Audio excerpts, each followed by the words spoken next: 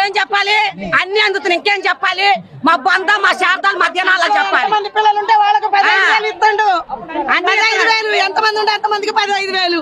ఎంతమంది మహిళలు 18 సంవత్సరాలు నిండిన మహిళలు 1,700 30,000 ఇస్తాడు. 30 15 ఆయన అన్నాడు కదా, 30 ఇస్తాడు. ఇంకో 15 మహిళల మీద చాలిపడి ఎందుకు సిగ్గుపడుతున్నాం అంటున్నా.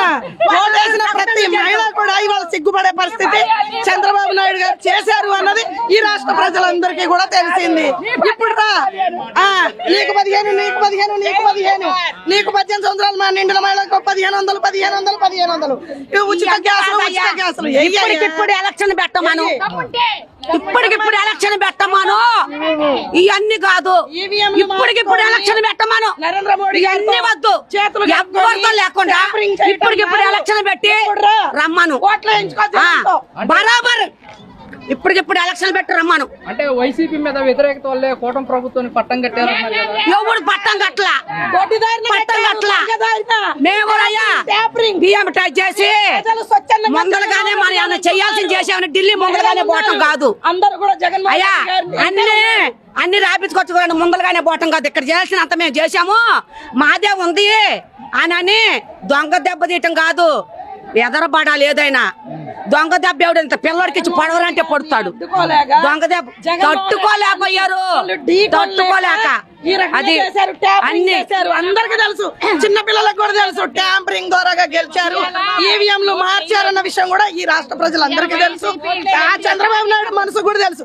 మరి ఎవడాదుకున్నాడండి? ఎవడన్నా వచ్చి ఒక 500 ఇచ్చాడా? ఒక కేజీ బియ్యం ఇచ్చాడా? కరోనా టైంలో 3 సంవత్సరాలు కరోనాకి రికార్డు సృష్టించాడు. అది గొప్పతనం జగన్ అంటే. అల్లా తప్ప కాదు. కరోనా టైంలో ఎవడాదుకున్నాడు? వైసీపీ వాళ్ళకి అనుకూలంగా ఉన్న వాళ్ళకే పథకాలు మొత్తం జారవేశారు అన్నారు కదా. అన్నారా?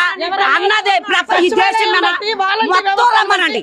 ప్రతి 50 ఇళ్లకి, ప్రతి 50 కుటుంబాలకి నేరుగా పొద్దున్నే తెల్లవారుజాము నుంచి రాత్రి వరకు ప్రతి వాలంటీ కష్టపడి ప్రతి ఇంటికి సంక్షేమం అందింది అంటే అది జగన్మోహన్ రెడ్డి గారి ఘనత కాదా?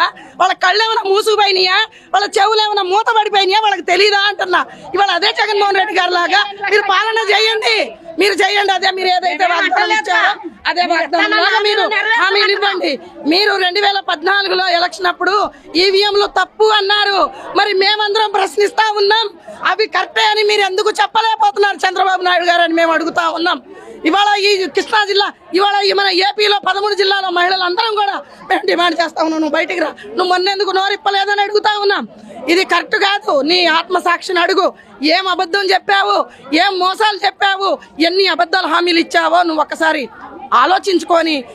ఇచ్చిన హామీలు నెరవేర్చడానికి ఖజానా చూస్తే ఖాళీగా ఉంది. జగన్మోహన్ రెడ్డి మొత్తం ఖజానా ఖాళీ చేసి వెళ్ళిపోయాడు. ఎక్కడ కోసం అమలు చేయలేకపోతున్నాం. ఎక్కడ చేశాడు?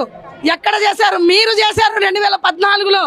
2014 నుంచి 19 వరకు ఖజానా ఖాళీ చేసి మా జగన్మోహన్ రెడ్డి గారికి ఇస్తే, అయినా సరే అంత కష్టాల్లో ఉన్నా కూడా ప్రతి మహిళకు చెప్పిన హామీ చెప్పినట్టు కూచా తప్పకుండా నెరవేర్చిన, చెప్పినవి కాకుండా చెప్పని కూడా నెరవేర్చిన వ్యక్తి ఎవరైనా ఉన్నారు అంటే అది ఒక జగన్మోహన్ రెడ్డి గారికే సాధ్యమైంది. జగన్మోహన్ రెడ్డి గారే నెరవేర్చుకున్నారన్నది కూడా ఈ సభాముఖంగా నేను తెలియజేస్తా ఉన్నాను. మేము డిమాండ్ కూడా చేస్తా ఉన్నాం చంద్రబాబు నాయుడు గారికి. తో పాటు ఏవైతే నిరుద్యోగ వృత్తి హామీలు ఇచ్చారో ఇవన్నీ కూడా ఏదైతే తెప్పదాటేసిన తత్వంగానే కనిపిస్తుంది. ఖచ్చితంగా అమలు అవుతాయి అంటారా? అసలు వీళ్ళు ఏం చెప్తున్నారు? ఇవేం అమలు అవ్వండి, అన్ని కలబులి మాటలే చెప్తున్నారు. మొన్నటి వరకు ఎమ్మెల్సీ ఎలక్షన్ వరకు ఒక మాట మాట్లాడారు. రేపు ముందు కార్పొరేషన్ జరుగుతుందిగా, కార్పొరేషన్కి ఇది ఒక స్టంట్ అనుకోవాలి. అంతేగాని ప్రజలకి ఎలాంటి, అదే జగన్మోహన్ రెడ్డి హయాంలో ఏవైతే సంక్షేమ పథకాలు ఏవైతే ఇచ్చారో వాటికి ఒక సూపర్ 6 అని పేరు పెట్టుకొని వీళ్ళు మళ్ళీ తిరిగి కొంచెం అభివృద్ధి చేసేదో మాట్లాడారు.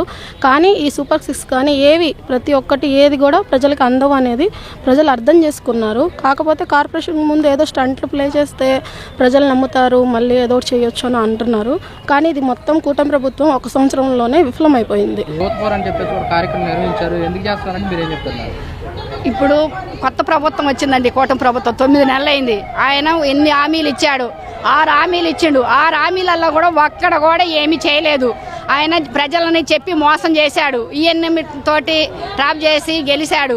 ప్రజలు గతంలో జగన్ గారు ఉన్నప్పుడు ఇచ్చింది నవరత్నాలు 9 అయితే 99 చేశాడు. ఈ రోజు వైఎస్ఆర్ కాంగ్రెస్ కార్యకర్త ఎవరైనా కాలు ఎగరేసుకొని ఇంటి ముందుకు పోయి మేము ఇది చేసామని మేము చెప్పలేస్తాం. తెలుగుదేశం కార్యకర్త ఒక్క కార్యకర్త వచ్చి మేము 9 నెలలు చేసామని చెప్పండి. దమ్ము ధైర్యం వాళ్ళకుందా? మాకుంది దమ్ము ధైర్యం. ప్రజల దగ్గరికి వెళ్ళి మేము ఇది చేసామని మేము చెప్పే దమ్ము మాకుంది. వాళ్ళ దమ్ము ఉంటే వాళ్ళకి చెప్పానండి.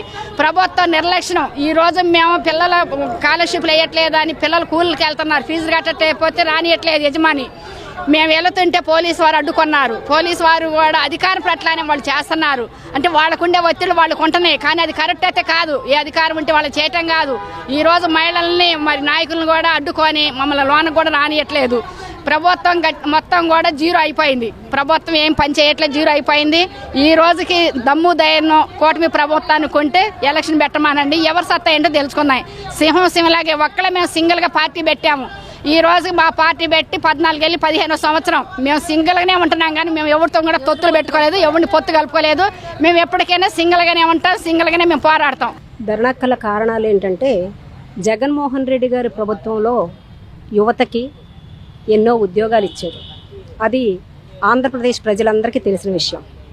అలాగే అమ్మఒడి పెట్టి చిన్న పిల్లల దగ్గర నుంచి 1వ తరగతి చదువుకునే పిల్లల దగ్గర నుంచి ప్రతి ఒక్కరికి అమ్మఒడి తల్లి అకౌంట్లో ప్రతి సంవత్సరం 15,000 రూపాయలు అకౌంట్లో వేశారు. దాన్ని తీసుకొని బిడ్డల్ని క్షేమంగా చదివించుకున్న తల్లిదండ్రులు ఎంతోమంది చాలా సంతోషకరంగా ఆ 5 సంవత్సరాలు గడిచినాయి. రామపాలన నుంచి రాక్షస పాలన వచ్చిన తరువాత ఈ రాక్షస పాలనలో అమ్మఒడికి కానీ చెప్పిన సూపర్ 6లో ఒక్కటి కూడా నిర్వహించకపోగా ఎంతప్పటికీ వైసీపీ పార్టీలో ఉన్న వాళ్ళ మీద కక్ష సాధింపులు, జగన్మోహన్ రెడ్డి గారి గురించి పిచ్చివాగుళ్ళు వాక్కుంటూ వీళ్ళు ఏం చేస్తున్నారంటే పద్ధతి లేని పాలన, పద్ధతి లేని వ్యవహారం నడిపిస్తున్నారు. ఆంధ్ర రాష్ట్ర ప్రజలందరూ చూస్తున్నారు. ఈ రోజున యువతకి ఉద్యోగాలు లేక, చదువుకునే పిల్లలకి ఫీజు రియంబర్స్మెంట్ లేక ఇబ్బంది పడుతున్నారనేది గమనించిన మహాతండ్రి జగన్మోహన్ రెడ్డి గారు 5 సంవత్సరాల పాలనలో పిల్లలు ఎంత క్షేమంగా ఉన్నారు, ఎంత చదువుకున్నారు, అదంతా ఈరోజు ఆంధ్ర ప్రజలు తెలుసుకున్నారు. కనుక ఈరోజు జగన్మోహన్ రెడ్డి గారితో యువత పోరులో ప్రతి ఒక్క యువత రోడ్డు మీదకి వచ్చి మాకు జరుగుతున్న ఈ అన్యాయాన్ని జగన్మోహన్ రెడ్డి గారు మీరన్నా ప్రజలకు తెలియజేయండి, అందరం మనం ఏకంగా ఒక ఉద్యమాన్ని చేపడదామనే ఉద్దేశంతో ఈ ఉద్యమాన్ని శ్రీయుత జగన్మోహన్ రెడ్డి గారు చేపట్టడం జరిగింది. ఈ రోజున యువత పోరు, విద్యార్థులు, తల్లిదండ్రులు అందరూ కూడా రోడ్డు మీదకి వచ్చి మాకు జరిగిన అన్యాయం ఇది అని చెప్పుకొని స్వతంత్రంగా నిలబడగలిగినట్టు ఆంధ్ర రాష్ట్ర ప్రజలు రోడ్ల మీదకి వచ్చి మా కష్టాలను చెప్పుకునే పరిస్థితి వచ్చింది. జగన్మోహన్ రెడ్డి ప్రభుత్వంలో విద్యార్థులకు కానివ్వండి, యువతకు కానివ్వండి ఎలాంటి మేలు చేయలేదు. అతనికి బటన్ నొక్కాడే కానీ ఏమాత్రం ఎవరికీ పడలేదంటూ కూడా కూటమి ప్రభుత్వం కూడా అంటున్నారు.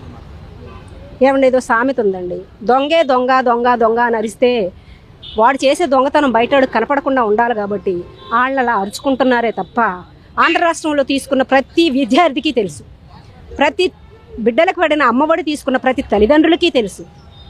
చదువుకి రూపురేఖలు తీసుకొచ్చిన వ్యక్తి ఎవరు? గవర్నమెంట్ స్కూళ్ళల్లో ఇంగ్లీష్ మీడియం ప్రవేశపెట్టిన గొప్ప వ్యక్తి ఎవరు? జగన్మోహన్ రెడ్డి గారు. సామాన్యులు కూడా, బడుగు బలహీన వర్గాల పిల్లలు కూడా ఇంగ్లీష్లో మాట్లాడాలని ధ్యేయం పెట్టుకున్న గొప్ప మనస్తత్వం ఉన్న వ్యక్తి అంటే ఆ రోజున్న వైఎస్ జగన్మోహన్ రెడ్డి గారు సీఎంగా ఉన్నప్పుడు బడులు నాడు నేడు బడులను ఎంత ఆధునీకరించి, కనీసం అంతకుముందు పరిపాలించిన ప్రభుత్వంలో ఆడపిల్లలు వాష్రూమ్లకు వెళ్తాక వాష్రూమ్లు కూడా లేవు.